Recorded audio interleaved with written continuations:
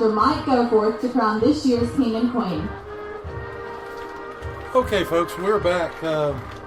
Do apologize. Still having a lot of problems here.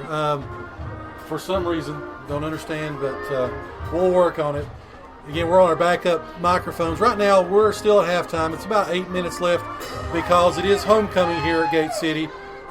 Fortunately, Chris has been able to go through and get some of the scores and highlights. So, Chris, what do you got so far? Well, I actually just finished this up. We'll start over in Virginia. Right now, this is kind of a surprise, I think, for both of us. Honaker leads Grundy 22-14. Not such a big surprise. Ridgeview all over Lehigh 27-6. That's a win for Lee. No score yet on the Abingdon Tennessee High game. I'm kind of interested to see how that one works out. Castlewood all over Rye Cove 27-0. Chilhowie 26-6 over Northwood. And Eastside is beating Lebanon right now 14-7. And Bluefield over Richlands 14-7. When we flip over to Tennessee, go across the state line, the Dobbins Bennett at last report was up on Daniel Boone 14-0. Crockett has a 21-0 lead over Central. It's kind of a surprise score for me right now. Sullivan East leading Unicoi County 8-7. Wow. Yeah. Cherokee is getting a good dose of reality, like we thought they would. They trail Elizabethton 21-0. Sullivan North has an 8-point lead over Pigeon Forge, 8-0. Knox Catholic taking it to Science Hill. Homecoming they night. lead 7-3 right now. And that's all I've had coming in so far for Tennessee. All right, so again, as we look at the first half here, story of a couple of quarters. Of course, Gate City held their own in the second quarter. Well, Union scored right at the beginning of the second quarter, and then that was basically it. They played straight up with them after that. Calhoun with 43 yards on 9 carries. Tomlinson with 41 yards on 5 carries. Luke Reed with 6 yards rushing. Blanton with 3. Roten with -2. But like I said, take us through the scoring recap for the first half. Well, at the 10-17 mark in the first quarter, Union struck first. 5-yard run by Lomax, and then they turned back around again. 4:03 to go in the first. Reynolds had a huge 63-yard run around the end for the TD, and then, like I said, right at the start of the second quarter, the 11:40 mark, we had a 1-yard run by Hernandez. They kind of went with the William Refrigerator Perry play, gave the big guy the handoff, he took it in, and that brings us to the score at halftime, 21-0. But then, of course, Union also did have that missed field goal. So the second quarter, again, Gate City played back and forth with them. Opportunity possibly here to start the second half, sort of start fresh. You get 7 points on the board, put some pressure on Union. Of course, we saw Polly bandaged wrist up. I don't know, what his stats will be for the second half. There's opportunities for Gate City. We just got to be able to sustain those drives.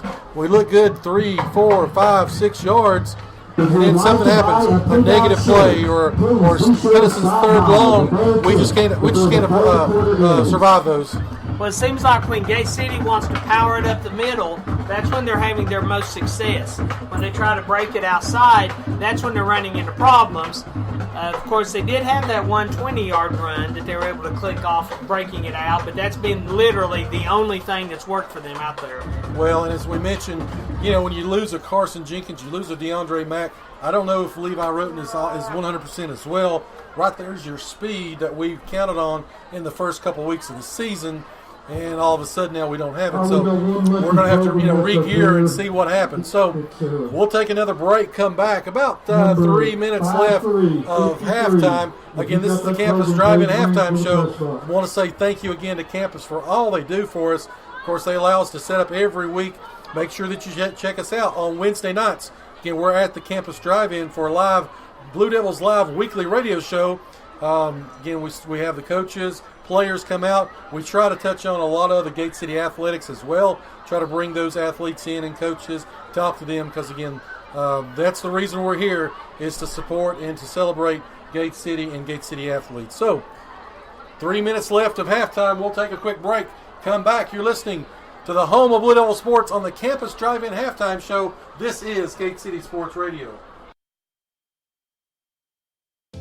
Proudly representing Southwest Virginia in the House of Delegates for the last 24 years, Terry Kilgore continues to strive and work hard for others. Just like our Gate City Blue Devils proudly represents our school, our town, and community. Delegate Kilgore, a proud Gate City alumni himself, wants to thank the residents of the 1st District for their trust and support over the years as he's continued to voice our needs and concerns in Richmond to make our region a tremendous place to live and work. And on behalf of Delegate Kilgore and his family and staff, they say, go Big Blue! Whether you're headed out to the game or if you're looking for something great to eat, stop by and see your friends at the Campus Drive-In just down the road from Gate City High School on Kane Street. They have a tremendous selection of breakfast, lunch, and dinner items, and they're open 7 days a week. Campus Drive-In has supported Blue Devil Sports for over 60 years, and once again, they are the proud sponsors of our halftime show here on Gate City Sports Radio. Please follow them on Facebook and place your call-in orders by dialing 276-386-3702. Again, that's 276-386-3702. With over 100 offices throughout Virginia, you can count on your local Virginia Farm Bureau insurance agents to be there when you need them most. Whether you find yourself in a fender bender, insuring your first home, or with a new addition to the family, our agents are ready to help you through every stage of life. Connect with your local agents, Whitney McConnell, Richard Helms, and David Weddick here in Scott County at 386-7411 or online at vafb.com. Coverage provided by Virginia Farm Bureau Mutual Insurance Company and their affiliates.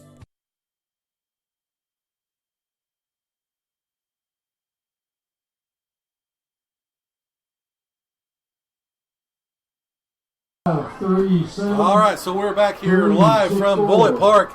Gate City down 21-0 at halftime as Gate City's starting to come onto the field, trickle onto the field, start their warm-ups. Again, they will have about 3 minutes to warm up. Union not on the field as of yet. So, of course, you've loved it. You know it. You're looking for it.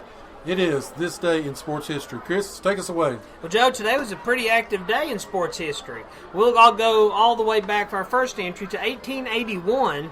The Chicago Cubs beat Troy before a record small crowd of 12. Were they watching the Tennessee High Abington game? Apparently so. At the nightcap. 1919, Babe Ruth hit his 29th home run, his first of the year in Washington, but that gave him the first player to hit a home run in every ballpark in one season for his league. 1921, American swimmer Johnny Weissmuller, you may know him as Tarzan, sets his first 2 world records in the 100-meter and the 150-yard freestyle events at the AAU Nationals in Brighton Beach, New York. 1923, speaking of Babe Ruth, Lou Gehrig hits the first of his 493 home runs on this day. 1939, the White Sox host the first day-night doubleheader. They lost them both to Cleveland, 5-2 and 7-5.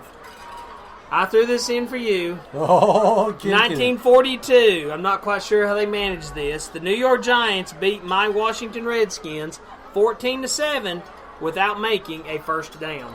And if you want to see a replay of that, it's coming this Sunday. This Sunday, yes. 1973. Nolan Ryan strikes out 16 in 11 innings.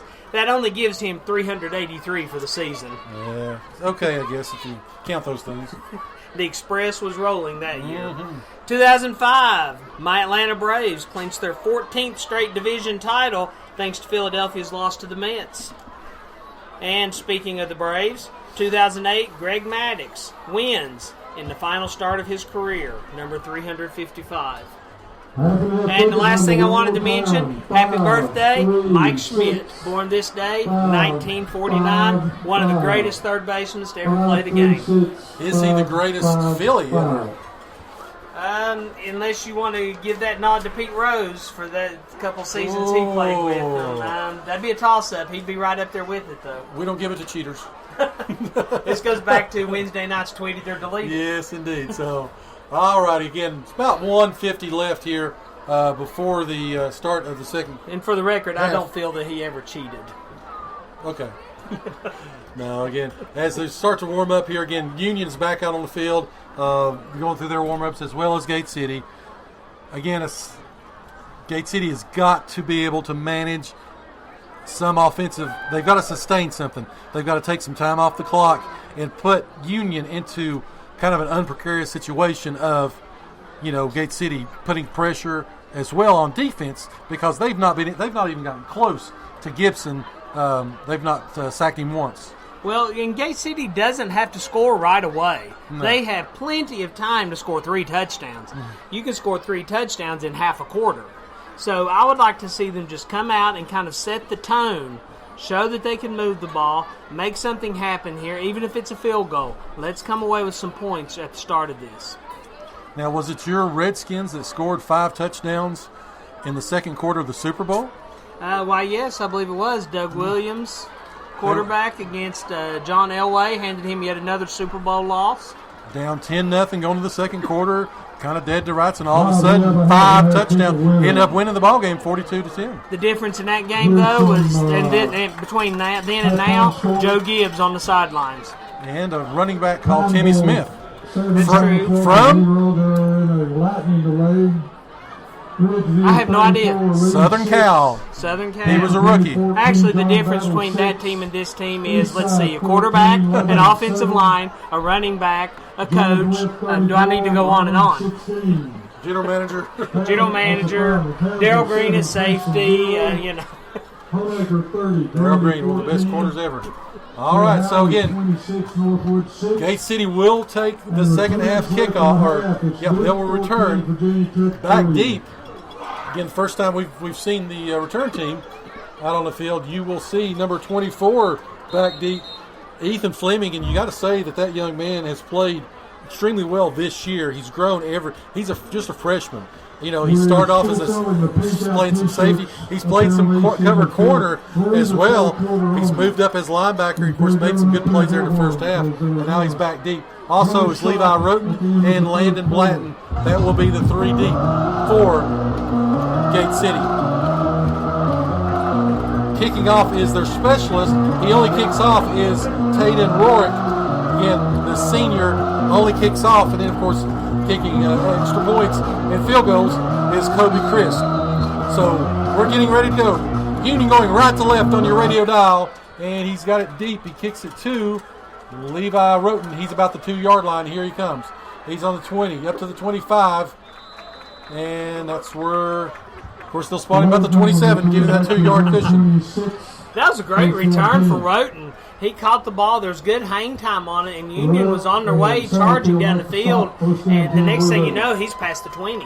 And I apologize. I said that was the first time we haven't seen him kick off other than to start the game. So that's what I meant. But anyway, it's been one of those nights, Chris. I totally understand. Again, I had Gate City with the 3-point play a few minutes ago. All right, so they're in the team. Here we come. Calhoun up the middle. Calhoun rushes. Calhoun to the 40, to the 45, to the 50, to the 50. He's going to go to the 30, 25, 20, all the way down to the 10-yard line. Give it to Michael Calhoun. First play of the second half. Calhoun, once he crossed midfield, it was a foot race. Finally taken down. Big guy's got some speed. He does, rumbling and stumbling. He had a 53-yarder last week against Ridgeview. And all of a sudden, Gate City knocking on the door. They're on the 10-yard line. It's 2-back set. And a penalty. Give that one to number 66, Logan Davidson. Flinched on the left side. That's the one thing Gate City did not need. So, first down and goal. This one will be from the 15-yard line. Clock will run. 11:30. How many times have we seen this? Gate City has a huge play, shoot themselves in the foot. Calhoun and Blanton line up behind as they're going to give it to Blanton this time. He's going to struggle up to about the 12-yard line. give him 3 yards on the play,